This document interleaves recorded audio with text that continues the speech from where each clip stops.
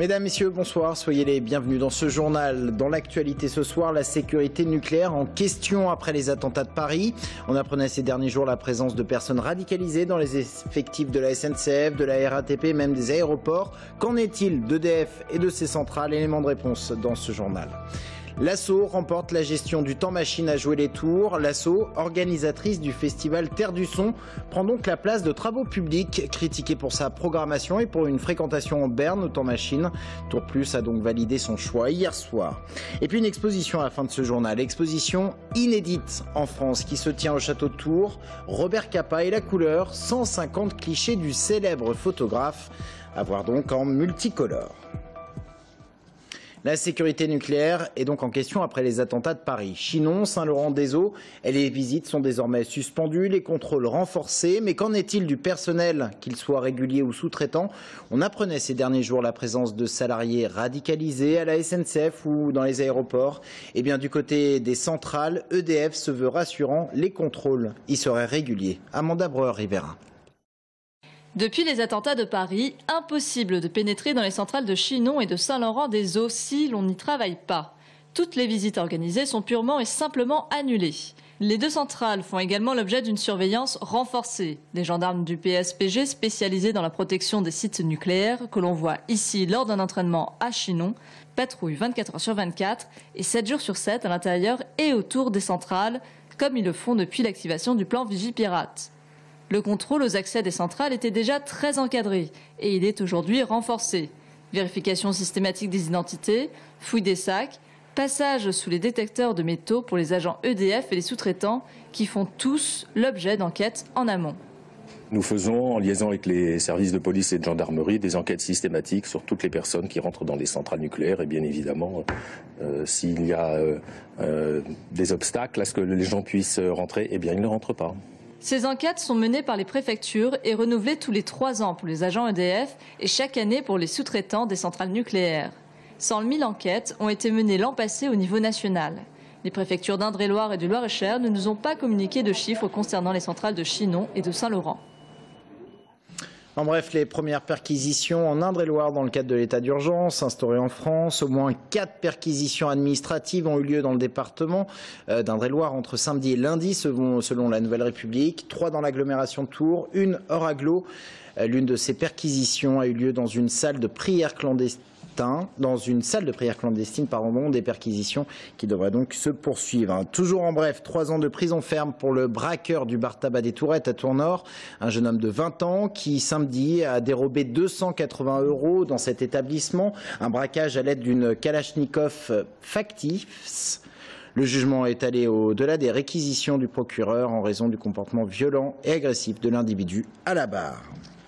Nous vous en parlions hier, un meurtre dans le quartier Bousignac à Tours. Samedi, sous les coups de 4 heures du matin, un jeune homme de 21 ans aurait tué sa mère à coups de couteau, une femme de 56 ans. Il a été mis en examen. Les précisions, Romain Delville. Un jeune homme de 21 ans a été mis en examen pour parricide, meurtre sur ascendant, en l'occurrence sa mère. Le drame s'est déroulé dans la nuit de samedi à dimanche, à 4 heures du matin. Après les pompiers, les policiers et le magistrat de permanence découvrent un garçon visiblement très perturbé. À 56 ans, sa mère, elle, est morte de plusieurs coups de couteau. Garde à vue, mise en examen, le fils a été écroué dimanche. L'autopsie, les expertises apporteront des précisions sur les faits et les mobiles. Dans le reste de l'actualité, les abonnés SFR privés de téléphone. Plus de réseau depuis ce matin en raison d'une rupture de câble de fibre optique qui prive donc de réseau les abonnés de Tours et du Mans. Pour le moment, l'opérateur n'avance aucune heure pour le rétablissement du réseau. C'est un incendie qui a coûté cher à l'agglomération tourangelle, plus d'1 million d'euros. Le coût de l'incendie sous le pont de Verdun cet été a été chiffré par Tour Plus. C'est ce feu qui avait entraîné la fermeture partielle de la ligne de tramway 300 000 € pour les travaux du pont et le reste pour dédommager Keolis, gestionnaire du réseau de transport urbain, pour sa perte d'exploitation, mais également pour le surcoût généré par la mise en place des navettes remplaçant le tramway. Tour Plus qui n'augmentera pas les impôts l'an prochain. Le budget a été voté hier soir en conseil communautaire. 60 millions d'euros seront investis donc en 2016. Le conseil communautaire de Tour Plus qui a validé son choix de l'équipe qui va gérer la salle du Temps Machine pendant les 5 prochaines années. On se souvient de la polémique sur la gestion de cette salle par travaux publics, pas assez de fréquentation, une programmation jugée trop élitiste par le président de l'agglo.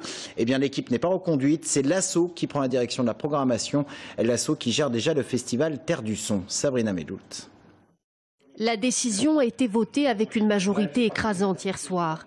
Seule une voix contre et 4 abstentions. Pourtant, il fut difficile de trancher. Au printemps dernier, 3 candidats étaient en lice. Des candidats sérieux et expérimentés sur le territoire. Mais si l'ASSO, organisatrice du festival Terre du Son, a fait la différence, c'est bien pour enrichir une programmation jugée parfois trop confidentielle. Aujourd'hui, l'ASSO a été retenu sur le critère d'une ouverture donc musicale beaucoup plus affirmée.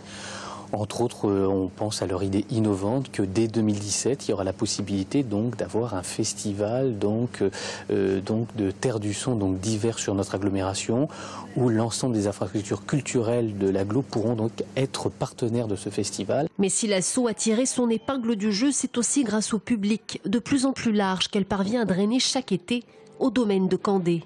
L'ASSO gère le festival de Terre du Son, c'est 48 000 entrées, ce qui n'est pas négligeable, donc il y a du savoir-faire. Donc aujourd'hui, voilà, on leur confie cette infrastructure jusqu'au 30 décembre 2020, à eux de faire leurs preuves et d'apporter du bonheur aux habitants de l'agglomération. Des festivals qui brassent un public important, il y en a en Touraine. Mais un critère a fait la différence, le critère financier. L'ASSO est la seule à avoir accepté une baisse de subvention de Tour Plus à hauteur de 10%, soit une subvention de 380 000 €. Aujourd'hui, l'ASSO propose aussi de développer cette infrastructure via le partenariat privé, via une billetterie aussi, comme je le disais tout à l'heure, qui sera donc beaucoup plus ouverte vis-à-vis des comités d'entreprise. C'est une manière innovante de gérer une infrastructure culturelle. Plus de têtes d'affiche pour faire émerger les talents locaux, c'est là-dessus que compte Tour Plus et l'ASSO pour accroître la fréquentation.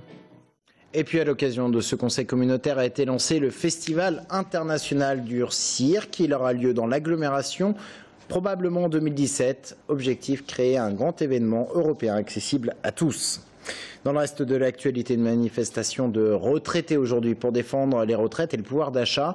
Manifestation qui a réuni 150 personnes devant la préfecture d'Indre-et-Loire. Un rassemblement et pas une manifestation. Un défilé avait été prévu entre la mairie et la préfecture, mais elle a été interdite par le préfet pour mesure de sécurité, comme lui permet l'état d'urgence. Symboliquement, ça change beaucoup de choses, oui.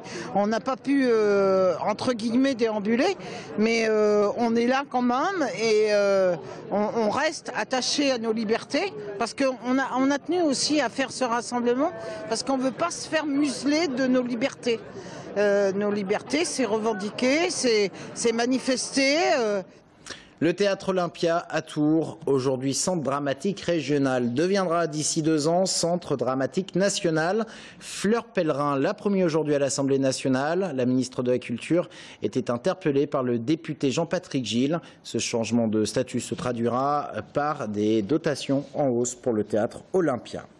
On prend maintenant la direction du Château de Tours où se tient une exposition inédite en France. L'œuvre de Robert Capa est mise à l'honneur. Pour la première fois, les clichés en couleur du célèbre photographe sont exposés. 150 clichés à découvrir jusqu'au 29 mai prochain. Audrey Champigny. C'est en parcourant les archives des frères Capa à New York que Cynthia Young découvre une boîte sur laquelle est écrit Capa couleur.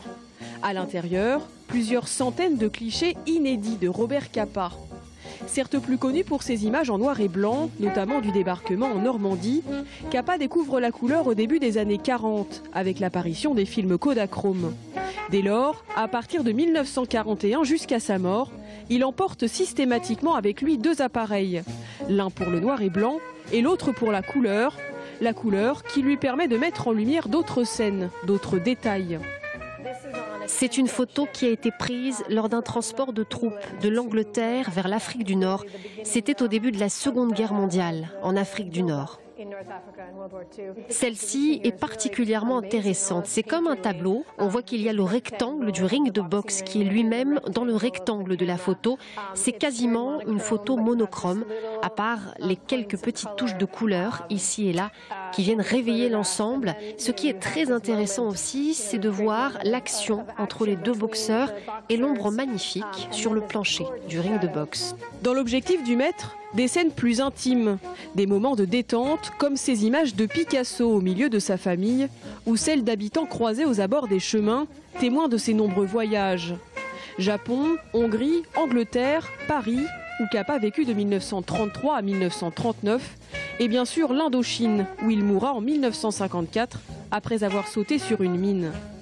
Ces quelques 150 clichés tranchent ainsi avec les scènes de guerre et mettent en avant la palette très large d'un photographe qui aura marqué son époque. La couleur, peut-être, ne permettait pas d'exprimer la guerre. C'était trop dur, c'était trop réaliste. Et en plus, les médias n'étaient pas non plus préparés.